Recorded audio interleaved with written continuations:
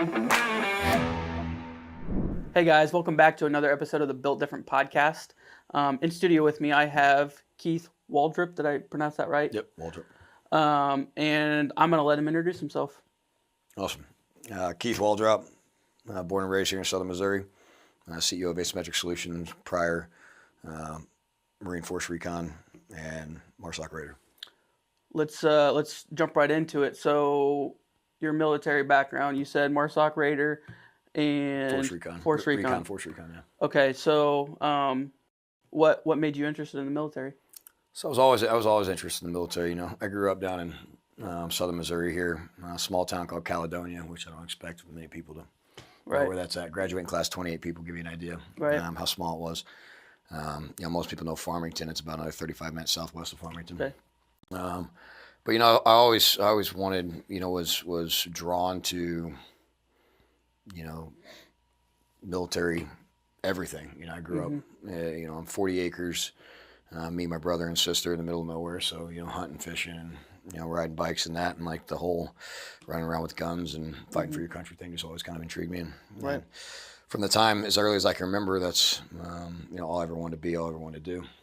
And then, you know, as I got older, you know, watching more movies, you know, I had the VHS tapes of the SEAL training and the Marine training and Army Ranger and Green Beret training, and you know, I'd watch those and, you know, all the various movies, Platoon and Predator and all the other ones that everybody knows and remembers. And anyways, from, you know, 12, 13, I just decided that's what I wanted to be. Never, you know, I had never had any intentions of, you know, going to college right after school. I was going to go serve and then, you know, go from there. And then, you know, when 9/11 happened, I was already speaking with a recruiter.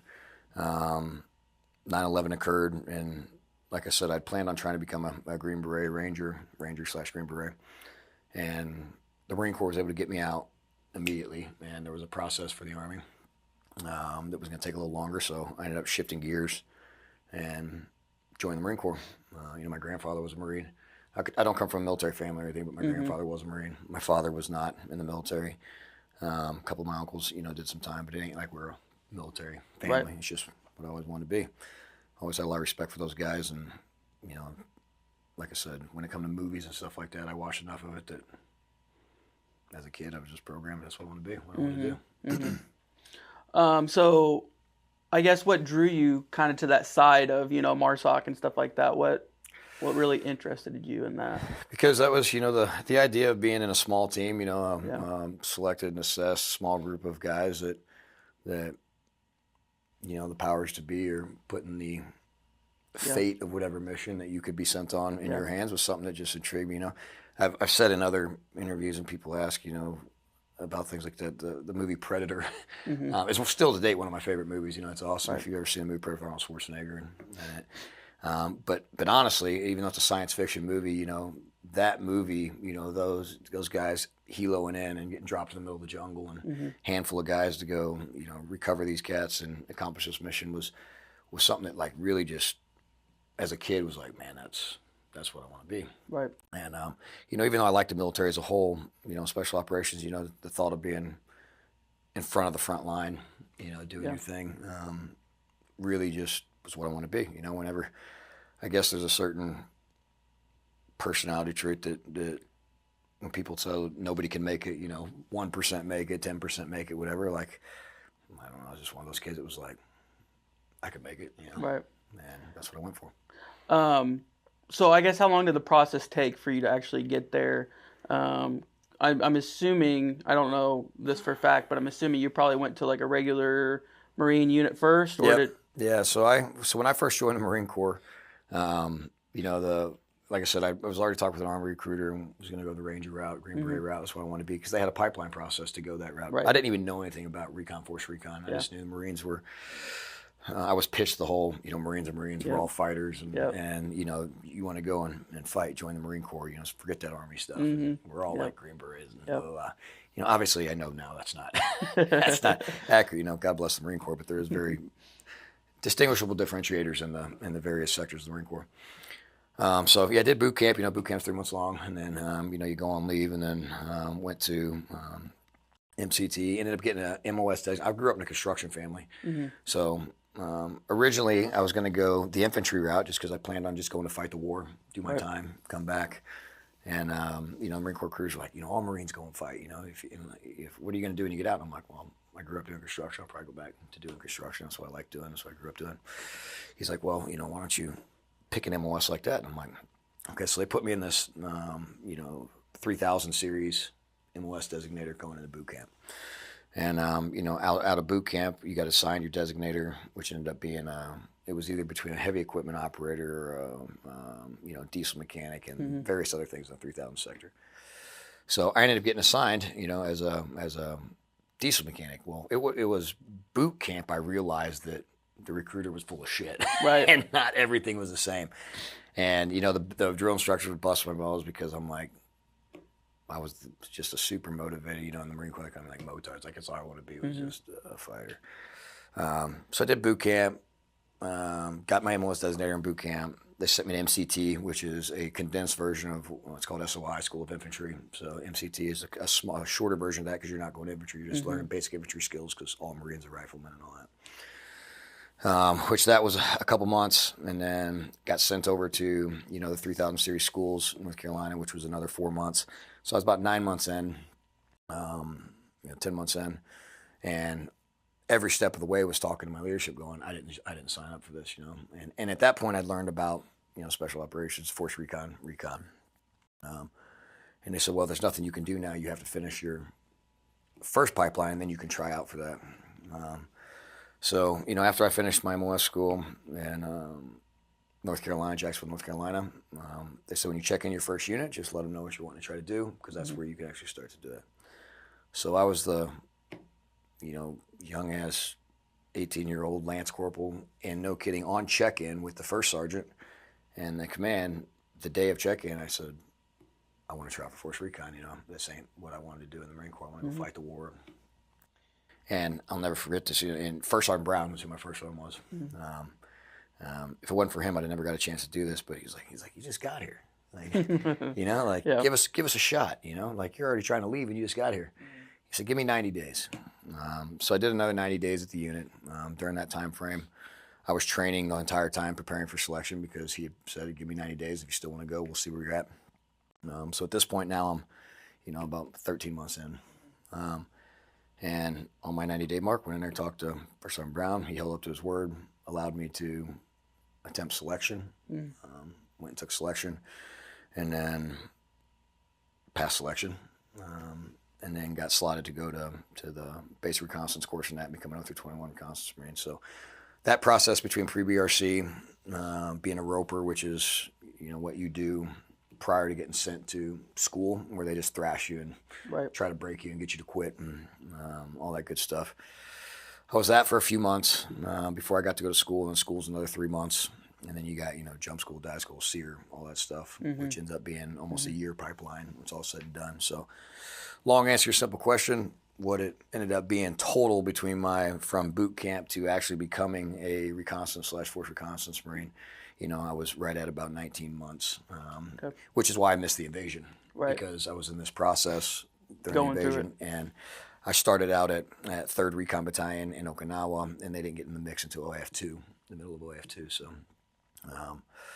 just under 2 years total process to finally make it into special operations. So you make it, and then so once you finally, do they call it graduate, or what do they call it at the end? Like, are you just kind of done, and then they assign you a unit, I'm assuming? Yep. And send you to that unit? So as soon as you finish the school and you pass the school, you get a new MOS designator, military occupational specialty designator, which is a numerical designator that tells the DoD what you are. In the case of a Recon Marine, it's an 0321. So once you get the 0321 designator, now your previous MOSs are put on the back burner, shows as previous school sets, but now that's what you are, and that's how you get deployed and utilized. So I had taken, my initial screening and selection at 3rd Recon, and then was did my pre-BRC / roper time at 3rd Recon, then got sent to school, did my pipeline, and then got assigned to 3rd Recon post my assignment of the 0321 MOS. Because at that point, you're officially an Omnis Dominus Reconnaissance Marine, which was the special operations of the Marine Corps back then. There was no Raiders. There was no MARSOC back then. So if you wanted to be special operations capable, which some people don't realize this, the Marine Corps didn't even get under SOCOM command until 2006 timeframe. So Force Recon was the special operations capability in the Marine Corps. But the way it worked was if SOCOM wanted to utilize the Marine Corps' assets, they had to request them. And then the Marine Corps would have to release you to them. So all of our training, all of our schools, all of our skill sets were in line with SOCOM capabilities, but the Marine Corps owned us. And they did that intentionally because the Marine Corps wanted to be self-sufficient and not have to ask for anything from anybody. Yeah, I always knew that, the Marine Corps had its own little niche, with a lot of that stuff, but I didn't know how much, how in depth it was. So you said that they didn't add the Raiders and stuff like that until 2006. Is that what you said? 2006. Okay. So where were you from that time frame? You were still just in that. So I was one of the plank holders that actually stood up the Raider community. So what happened is they stood down the Force Recon units, First Force, Second Force, and then hand selected people from, additional people from the reconnaissance community. Okay. Took down the Recon flag because that was the Special Operations of the Marine Corps. And if MARSOC was going to exist, then they were going to create, that was going to be the new Special Operations. So I was one of the guys that got pulled over to initially stand it up. Started out at Special Missions Training Branch and then went over to 1st Raider Battalion, and then ended up becoming a Raider there, and then finished out the rest of my time as a Raider. So let's talk a little bit about in the unit. Where all did you go? What all did you see? Yeah, so I did 7 deployments total. I did 2 to Iraq, 3 to Afghanistan, 2.5 to Afghanistan. I don't count the third one because it was only there for about 2.5 months. Some time in Colombia. OEFP, which a lot of people don't even realize that the Philippines was part of the Operation Enduring Freedom. Did a pump out there to the Philippines. So Philippines, Colombia, Brazil was the Kochi out there, which is their Tier 1 asset. And then, like I said, 3 to Afghanistan, 2 to Iraq. 7 years, 21 days of total overseas time. It's a lot of time. Yeah, it was a decent amount of time. I'd say, not a whole lot of people saw that time, in that time frame. Obviously a lot of the Special Forces guys, but, Yeah, I got fortunate because, I did all flyovers. I didn't do any ship time. So a lot of your guys, they get put on MUs, Marine Expeditionary Units, and they'll deploy to Iraq, in the early days, but they'd only be there for 60 days or 30 days, or, a long run would be, 75, 90 days, and that wasn't very common. It was usually just 2 months in. So their actual time in theater was minimized because they were on the MU. All of my deployments, every single one of them were flyovers. I actually, my entire time in the Marine Corps, which is very unique, I spent a total of 3 days on a ship in my entire time in the Marine Corps. Yeah. That is. I've got a few buddies that were in the Marine Corps, and I feel like they definitely spent some time on ships. Yeah, you spend a lot of time on ships, especially being recon. You're getting attached to the MUs, and then you are the the reaction force, the special operations capability for the MU. On the Marine side anyway. So yeah, it was all flyovers is why my time was so high. So time frame wise, from I guess how long were you in? 14 years and 3 months. Yeah. Okay. Were you married then? I got married at my 5-year mark. So yeah, I was married for 3/4 of my time. I was already a team guy and I'd already made through selection. I was already a Recon Marine, and so she didn't go through that process, but I did get married after the fact.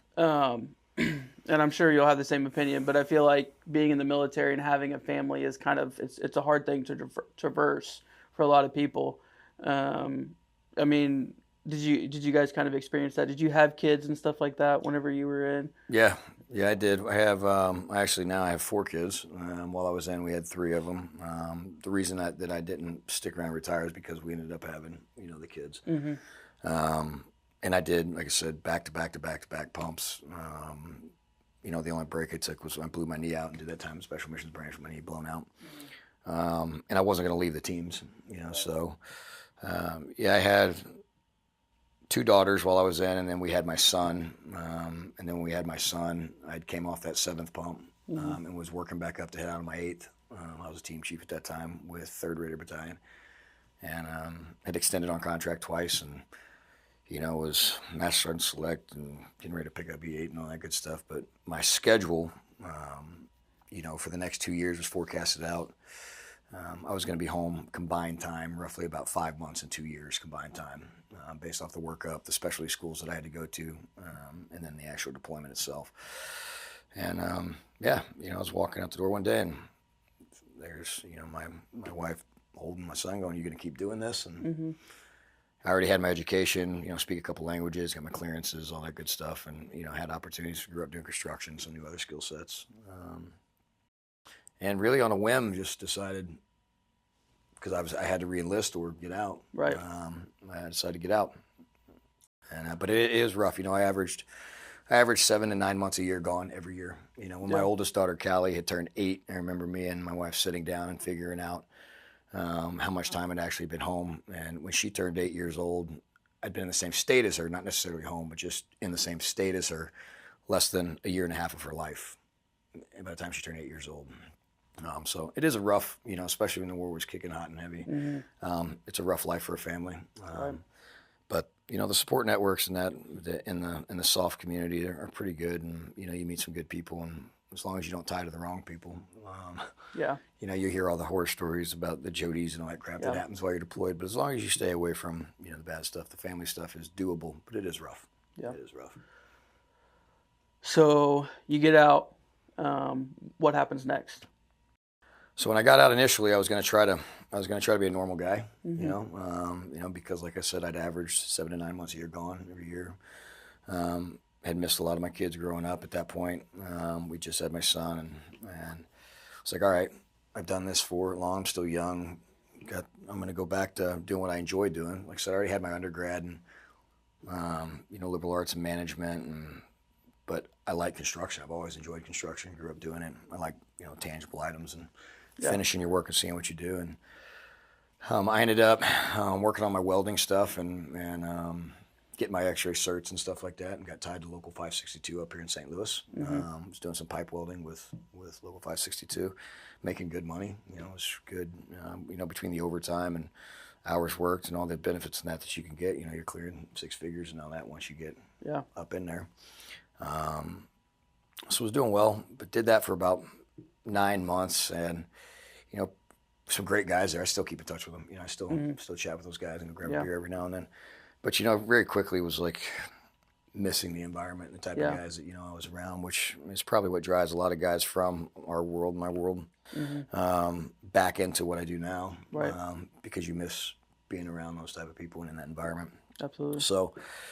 At the time, my previous partner, John, had just bought some land down there in Farmington and got the, asymmetric kind of off the ground with the civilian stuff. They've been around. They tried to do some stuff, Potosi didn't work out. Came to Farmington, had been in Farmington for about a year and a half. And a friend of the family that is tied to Camp Hope that's out there had heard about the backgrounds of the guys back there, all being prior special operations and agency guys and SWAT guys and all that. And they said, hey, you got to go check this place out. Well, I just got out of the teams and never heard of it. So I'm like, well, if I've never heard of this place, I just got out. Like, it's probably not. Right. But I was looking to try to do something to supplement what I was currently doing, just to scratch that itch. So I ended up going down there, ended up meeting John, and then met the guys and was down there doing some stuff on the weekends, just messing around. And then several months into it, John approached me saying, would you be interested in coming down this with me and taking over the Farmington operation and kind of running stuff here? And I jumped ship and walked away from a good paying normal job and jumped right back into my old style of life and the entrepreneurial journey that I dove into with him at about a 80% pay cut and just, scraping by to make it, just because, the potential for the company was there. It was really cool thing and could be a cool thing. Having come straight out of the teams and being at several off-site private training locations, you could see what this place could be, if it just grew. So I bought off on the vision, jumped in, and started doing asymmetric. But yeah, the beginning I tried to just do the normal. So how long have you been with the company? 10 years. 10 years. So you've seen it grow and become what it is today. I mean, you're probably a big influential part of what it is today. Yeah. So at this point, my original partner John has stepped away from it and went on to do other things. So, I've been around since beginning. You know, the very first military contract we had, some of the first law enforcement contracts. I mean, seen it come from a handful of us out there shooting around, messing with civilians, to starting to work with law enforcement, and to getting into security stuff. And then our very first, you know, SOCOM military contract that I'll never forget, because it was like, you know, it was a mobility package with MARSOC, and when we landed it, I mean, we only had a handful of guys, no money, we're bootstrapped and everything. It was, and you know, we're out there at night with machines running stuff and teaching classes all day, and like we win this contract, and we're like, oh my God, like we just won our first contract, you know, with SOCOM, you know, we're in the door. So yeah, from what it was back then, when it was just a big piece of land, handful of ranges, you know, a little pro shop, they called it a pro shop, which was a place they sold T-shirts and stuff for the civilians, and a barracks. You know, now it's a training compound. You know, Right. I don't know if you've ever made it out there or not, or seen the place. I haven't yet. I need to. But I mean, we can sleep up to 125 personnel, full size gym, team houses, 4 classrooms, 13 ranges, you know, 13,000 square foot shoot house, multi-level, 2,000 meter sniper range, 700 meters. I mean, it's a big operation now. So, to your point, it's came a long way. It's shaped a lot. Did you see that? Like, was that your vision? Do you think that was the company's vision moving forward? That was our vision the whole time. Yep. So the mindset for it was for us to. Everybody in the teams has done off-site training at various contracting locations. You know, there's this reputation for private contractors out there, you know, the dirty contractors, and it's trying to pull government money and blah, blah, blah. And unfortunately, that reality holds true in a lot of places. You know, once a contract is established for a team to go train, you know, what's in black and white is what's in black and white, and that's what's being paid for, that's what's being done. And unfortunately, what happens is it becomes more of a business than it does a labor of love / support effort for the guys going down range. Right. At the end of the day, you know, this industry exists to supplement and support the guys going down range based off the shortcomings of availability and capabilities that the military can offer in broad spectrum or in mass. So to further elaborate that a little bit, you know, like when you're training on a military base, these units have to request use of the ranges, sometimes months and months out, line them out. Right. And then military bases are built to the lowest common denominator. All their training evolutions, all their safety parameters, everything's put in there. So when you're dealing with a soft team who's being sent on highly dynamic, high-risk missions that have to take their training to a whole nother level, there is training locations on bases designated to soft units internal to them. But a lot of times those are being used by other teams. They can't get into them. And then so you try to offshoot to some of the other ranges on the base, and then you can't get into them because they're booked out for 9 months, 10 months straight at a time. But as most people know, you know, missions come down for soft units all the time that have quick turns on them. You know, some are forecasted out, some are quick turns. So the need to be able to get guys through training, get them spun up on things quickly exists. And that's why our industry exists, because it creates platforms of highly skilled individuals that have multiple combat deployments and experience to pass on to the new generation of warfighters, as well as facilities and locations that accommodate high-risk training with the minimization of deconfliction like a base requires. So it allows for quick turns on training requirements. What makes your company different from, you know, there's a lot of different companies out. What makes you guys different? So I think the mindset is the biggest thing. You know, there's a lot of places out there that got better, you know, better accommodations, better facilities than that, because they're backed by massive, you know, dollars. From the beginning, to your original question here of like, you know, what was the vision? The vision was to create a location that, regardless of financial status, business success, what a contract says, we would always focus on the warfighter and what they needed to go downrange. You know, when a contract comes in, a team's requested, for example, say an advanced CQB package, advanced close quarters combat, you know, close quarters battle package. A lot of times the team will show up and they start working on this and they realize there's shortfalls and other things that they should be working on, and they can't really do what they originally intended to do. But if the contract is only set for that, a lot of places out there will say it doesn't matter what you need. This is what the contract's for. This is what you're going to get. So we didn't want to be one of those guys, you know, regardless of cost, additional excess cost, in addition to what the contract covered, regardless of what the contract said. We always want to be a ground level, ground mindseted company that focused on the guys that are actually deploying and putting boots on the ground and exchanging rounds with, you know, our adversaries downrange. So when they show up, we always said that no matter what, right, wrong, or indifferent, we will accommodate what they need to the best of our ability. And we've held true to that. You know, we fortunately, even once we brought investors in to the mix, they have the same mindset. You know, from a business standpoint, I ended up getting my business degree, my MBA, through Washington University here in St. Louis. I know, don't ask me how I got in there. You know, I was like a diversity hire or something. They felt bad for me. But I Hail Married an application in there. I got accepted. So I did get to go to a really good business school, and I understand business in great depth and detail, and have been educated on it to understand the rights and wrongs of it. Mm-hmm. I could tell you, you know, the decisions that have been made for Asymmetric from a business standpoint have been not great on several contracts on several fronts, because all we care about is the guys going downrange. Right. You know, your reputation is everything in our communities. You know, same thing in the police forces. It's that holds true in business in general. You know, when I say people are like, well, that holds true in business in general, but the soft community is so small and so critical, and so their expectation for perfection and dedication to cause is so high, right, that you might spend 10 years building a good reputation, and one bad decision, one chip in the armor that makes it look like you're potentially not focused on those things, you know, 10 minutes and you destroy that reputation. So we just stayed focused on the things that mattered. You know, all of us have been deployed downrange. All of us had experienced off-site training locations that didn't seem to care for about anything besides the bottom dollar and, you know, the advancement of the company.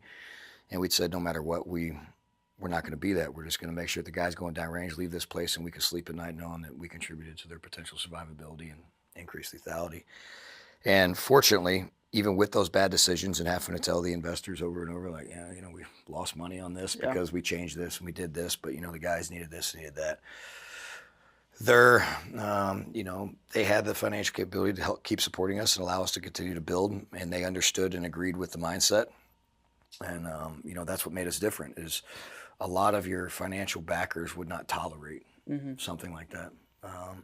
Their willingness to tolerate our dedication to cause and mission versus margin is what really made us different and has made us different. And, you know, we do the best we can with what we have. You know, the guys here, you know, from an industry standpoint, a lot of the guys that work here, you know, could go on to make more money doing other things at other places. But because what we focus on and what our, again, our agreeance on mission and mindset is, that's really what makes the place different. You use we and us a lot. It sounds like you guys are pretty tight-knit, you know, community. And I feel like for that type of company, that's kind of what you need, is a good group of guys, with just like it would be, you know, with the Marines or anything like that. Just having a good group of guys working with each other and knowing what the other one's going to do next is kind of, it sounds 100%. like that's the whole.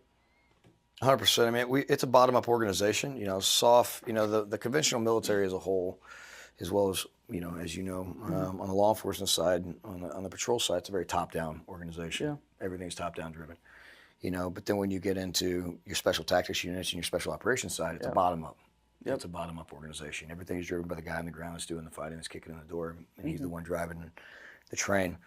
We've operated and ran this company as a bottom-up organization since the beginning, which, you know, I don't make, you know, as the CEO of this thing now, I don't unilaterally make decisions on behalf of this company ever. You know, the team comes in, we talk about it as a team, and we collectively decide what we're going to do.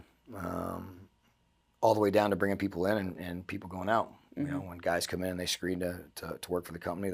They come in, they have a screening process, and then we bring everybody in and we say, you know, what's everybody think of him? Does he fit? Does he not? Thumbs up. And it's got to be unanimous across the board. Everybody has to agree. And if everybody's good with it, then they come in. If we got guys that have doubts on them, then, you know, they'll continue their screening for a little bit. And if there's still doubts, then they won't fit in. So to your point, there's involvement and contribution from even the lowest levels of the team at all times. And that is what makes a team, is because it doesn't matter if you're a new guy or an old guy that's been around forever. Your opinion and your input based off the fact that you even qualified to work here matters. And I think that helps build a team, and it does create a tight team. You know, and don't let me make it sound like that it's all rainbows and skittles all the time, because as you know, teams, there's still drama and, you know, guys fighting and stuff, but we are tight. You know, it's a pretty tight team, and we've been through a lot of trials and tribulations, and the team is what makes it. How many guys do you have working for you? So 18 full time, and then, you know, our 1099 cadre, that list is a little bit under 50 guys, bounces between 40 to 50 guys, depending on who's available and who's not, that we can tap into for various skill sets and capabilities. And all of them have been, screened and evaluated before they even get rostered up onto it. So not a huge footprint. We look really big online when you look at the various sites and all that stuff, but just 18 full-time guys, and that's including, our gals behind the scenes doing some of the support stuff. And then the 1099ers we plug in as needed. So you kind of talked a little bit about like your customer base and stuff like that. It sounds like you guys are definitely heavy with the military, doing contracts with them and stuff like that. I guess if someone was wanting to ask Asymmetric Solutions to train them for, to help train their police force or the military or anything like that, what would be the first steps? Like, what would a customer expect? So usually an officer from a team or, a guy from a soft team or a military unit, whatever the case may be, like you just said, will reach out to us directly. We're usually either found by, most of the company's growth has been word of mouth. So either they'll hear about us from somebody else and then get the contact information, or they'll Google search whatever training skill set they're trying to find, and then our website will pop up and they'll end up contacting us. But ultimately, the ground level guy usually reaches out and inquires about what we can do and how we can do it. That discussion takes place with our operational staff, tell them what we can and can't do. And then at a certain point, it gets turned over to the contracting officials to where an official request from contracting comes through, and then we end up getting awarded a contract. So, but everything starts for the most part, especially on the one-off, not the multi-year big contracts that are 5 and 6 and 7 years long. But the team level training, 99% of the time starts off from a ground level guy reaching out, inquiring, having a discussion with us if we can accomplish what it is they're trying to accomplish. And then it gets passed up to the upper echelons of contracting, and then a statement of what's called a SOW, a statement of work, is written up as to what we're going to provide them for training. We say, yep, we can do all that. We agree to it. Contracting then takes it. We sign a contract, and then they go. So that's the federal, the government, and the law enforcement side. I just got one more question. I like to ask this question on a lot of my shows, and I think it definitely pertains to you. But for a young guy who's wanting to get into the soft community, no matter what branch or where he wants to go, what would be some advice that you would give him? Train, mentally prepare yourself for it. You don't have to be the biggest, the fastest, the strongest, the smartest to make it into soft. But you have to have the mentality that no matter what they do to you and what situations you're put in, you're never going to quit, because you can break yourself in selection over and over and over again. As long as the words "I quit" never come out of your mouth, you can always try again and again. Whether you fail academically or physically, or you're injured, like I just said, as long as the words "I quit" never come out of your mouth, you eventually can make it. I've said this on other interviews. There's guys I know that have went 3 and 4 times and then finally made it. Put themselves just through absolute terror and hell to try to be part of these units. And if you've experienced the conventional military comparative to the soft world, you understand why they try so hard to get into it, because it is a very different environment once you've made it over. The risk is higher, it's harder, blah, blah, blah, blah. However, once you're there, just the overall life in general is just the camaraderie, the lifestyle. It's worth the pain.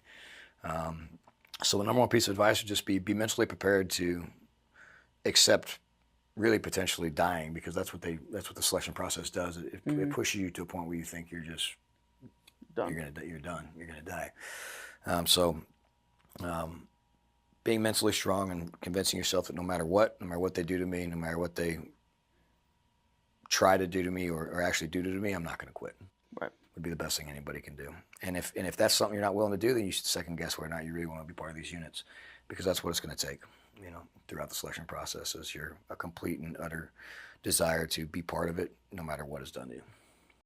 I think that's a great note to end it on. Chief, thanks for coming on. Yeah, brother. Appreciate you. Appreciate you.